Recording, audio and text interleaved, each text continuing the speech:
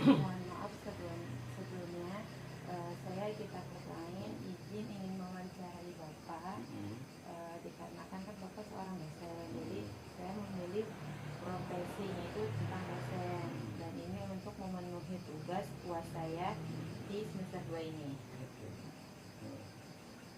Pada pertanyaan pertama, saya ingin bertanya, apakah benar Bapak itu seorang dosen? Ya, saya seorang dosen. Ya. Yang pertanyaan kedua, mengapa Bapak tertarik menjadi seorang dosen? Saya tertarik menjadi seorang dosen pada saat saya sudah menerima wisuda dari S2, sehingga saya tertarik untuk memanfaatkan ilmu saya menjadi dosen. Gitu. Apa yang memotivasi Bapak untuk memilih profesi sebagai dosen? Memotivasi saya memilih sebagai seorang dosen, jadi lebih ke ingin menyalurkan bakat yang pertama ya. Yang kedua itu saya ingin mencari metode yang bagus dan menyampaikan ilmu ke mahasiswa sehingga beda dengan dosen lain. Jadi saya tertarik ingin menjadi dosen seperti itu sih. Jadi ketertarikan ya? Ya betul. Jadi bagaimana sih cara menyampaikan materi atau ilmu kepada mahasiswa, kan kadang-kadang juga ada tekniknya ya. Jadi sehingga bukan jarang ya, artinya bagaimana sih supaya mahasiswa menerima materi dengan baik dan bisa memahami apa yang disampaikan dosen. Jadi itu yang saya bikin tertarik gitu. Karena dulu saya waktu belajar jadi mahasiswa, kadang ada yang kurang paham gitu, tapi dosen tidak mengupas itu, dan sehingga kita keluar dari kelas ya udah gitu aja, tidak ada. Itu poin-poinnya tuh kenapa saya pengen jadi dosen. Tertarik ya seperti itu. Iya, kan hal itu yang bisa, yang mungkin saya kalau jadi dosen kayaknya harus beda nih dengan waktu dulu saya diajar. Jadi saya harus bisa menyampaikan materi yang bisa diterima oleh mahasiswa gitu. Betul itu. Konsepnya sih harus kita pelajari yang sehingga bisa tersampaikan materinya gitu. Itu. Baik, untuk pertanyaan yang keempat, profesi dosen yang sedang Bapak jalankan, apakah itu pekerjaan utama atau bukan, Pak? Pekerjaan dosen yang sekarang saya jalankan sebenarnya memang bukan pekerjaan utama ya. Jadi pekerjaan utama saya di perusahaan swasta, di perusahaan internasional ya, arkaik asik ya. Cuman dosen itu adalah pekerjaan kedua, namun memang pekerjaan dosen walaupun pekerjaan kedua itu effortnya sangat tinggi ya. Jadi pada saat saya harus mengambil jadwal ngajar di weekend, di hari Sabtu Minggu, jadi saya juga harus menyiapkan materi, menyiapkan poin-poin, menyiapkan bahan, menyiapkan segala macam yang berkenaan dengan tugas-tugas kampus gitu. Karena kalau saya tidak menyiapkan semuanya, hanya mengajar, saya pikir poinnya buat mahasiswa kurang. Jadi saya harus mendalami materi, harus mencari sebelum belajar kan saya biasanya bikin quiz dulu. Setelah itu nanti setelah belajar saya juga bikin quiz lagi untuk memahami apakah materi saya terima atau belum. Seperti itu biasanya kalau saya sedang mengajar. Jadi walaupun memang menjadi pekerjaan nomor 2 bukan nomor satunya, tetap saya fokus menjadi dosen. Berarti dari Senin sampai weekend tuh benar full gitu ya? Ya, Senin sampai Jumat itu di kantor seperti biasa, 8 to 5 ya, jam 8 sampai jam 5. Terus weekendnya Sabtu Minggu saya full di kampus. Artinya Sabtu memang nggak full dapat jadwalnya.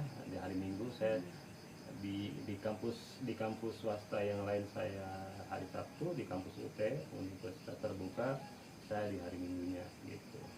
Kalau Bapak itu cara membagi waktu biar kayak misalkan kan kalau pulang kerja itu Bapak capek gitu untuk bikin materinya itu gimana membagi waktunya?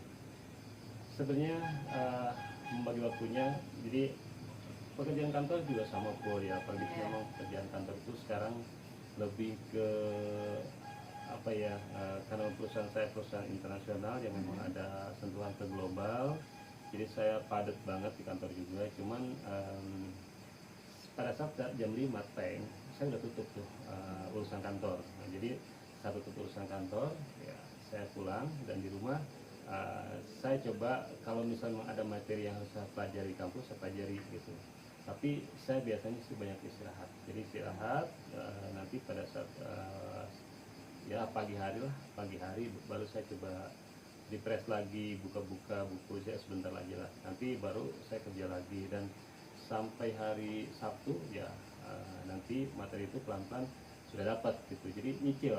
Berarti gitu. kayak misalnya ada waktu luang. Ada gitu, waktu luang saya isinya gunakan, gunakan iya. untuk baca buku. Betul. Gitu. Buat ngisi materi nanti di saat mau mengajar kuliah. Iya, jadi poin-poinnya saya cari materinya, saya juga pahami karena gini, di zaman sekarang kan memang teknologi makin meningkat ya. Jadi kita mempelajari materi pun kita juga harus coba compare dengan materi-materi yang ada di website, sehingga saya juga bisa mencari banyak referensi lah gitu, terkait dengan buku, terkait dengan semua hal yang untuk bahan materi itu mengajar gitu. Seperti itu. Jadi kebetulan memang saya di kantor ya bekerja di belakang meja, jadi artinya memang saya masih bisa curi waktu untuk memahami materi gitu. Seperti itu. Oke, baik. Untuk pertanyaan selanjutnya, di mana saja Bapak pernah mengajar dan bagaimana pengalamannya? Saya mengajar di kampus STIMIK, Sekolah Tinggi Informatika Komputer, ya, dan kedua di UT sekarang yang lagi saya dalami, ya. Jadi pengalaman di kampus STIMIK, ya, Sekolah Tinggi Ilmu Komputer, memang itu karena saya ngambilnya kelas karyawan, dosen kelas karyawan, jadi karyawan yang pulang kerja, karyawan yang ya masih capek lah gitu kan. Lalu di Sabtu Minggu juga sama, saya aktivitas di pekerja swasta juga sebagai pekerja, dan mereka juga karyawan juga, mahasiswa juga sebagai karyawan. Jadi kita ada kesamaan, cuman memang beda profesi ya. Dia profesi sebagai mahasiswa, saya profesi sebagai dosen, tapi sama-sama memang kita beraktivitas di dunia pendidikan atau di akademisi ya. Dan itu menarik buat saya. Jadi anak-anak itu walaupun mereka karyawan tetap semangat untuk mempelajari ilmu dari kampus ya, sehingga ya kita juga enjoy membawakannya gitu.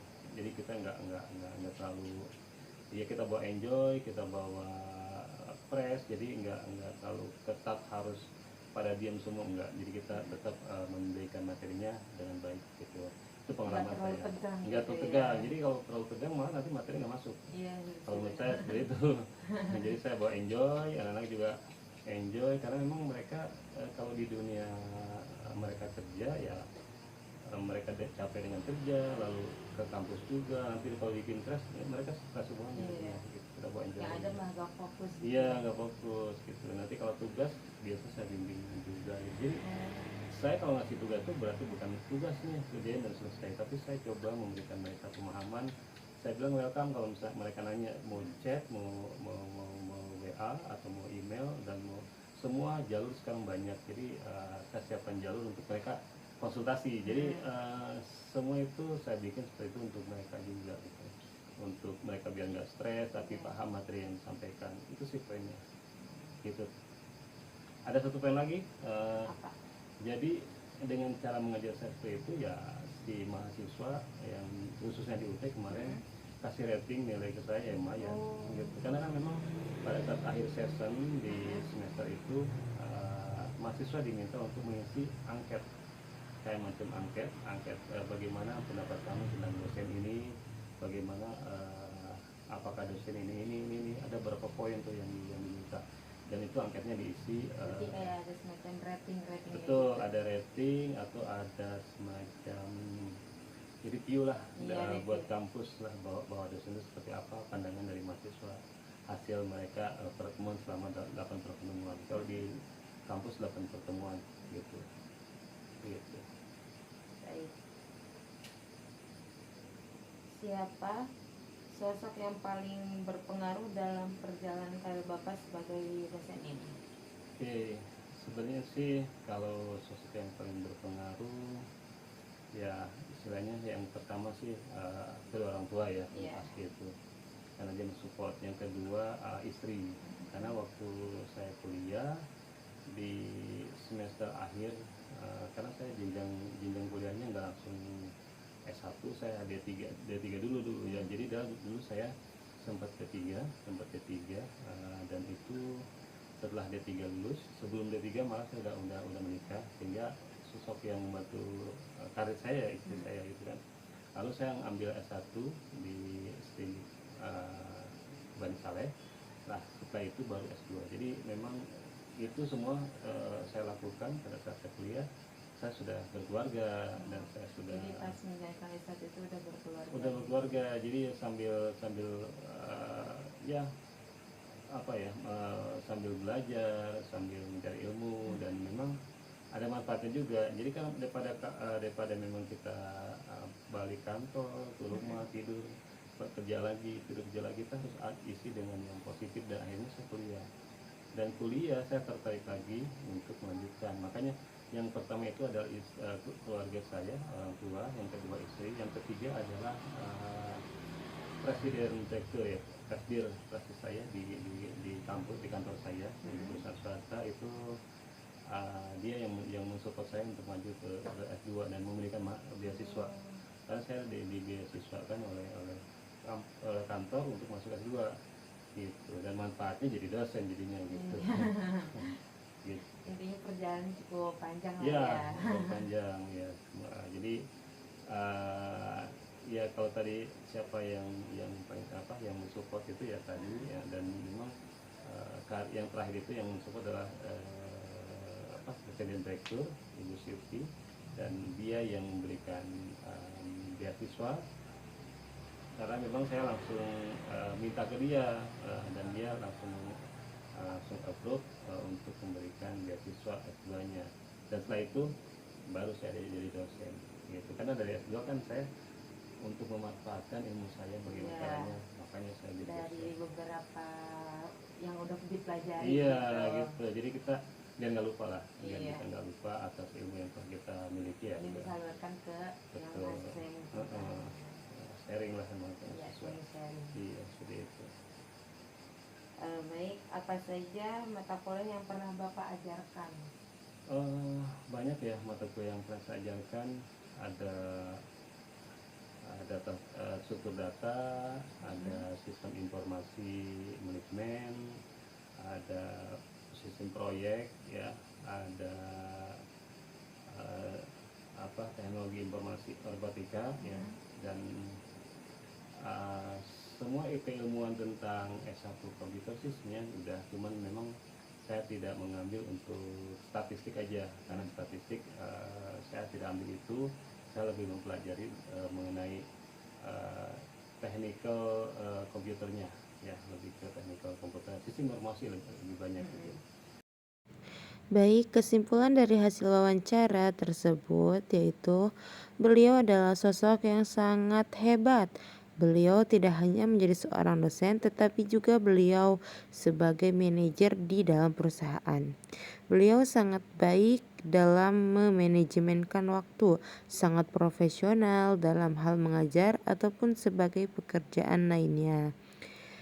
Terima kasih, sekian wawancara dari saya.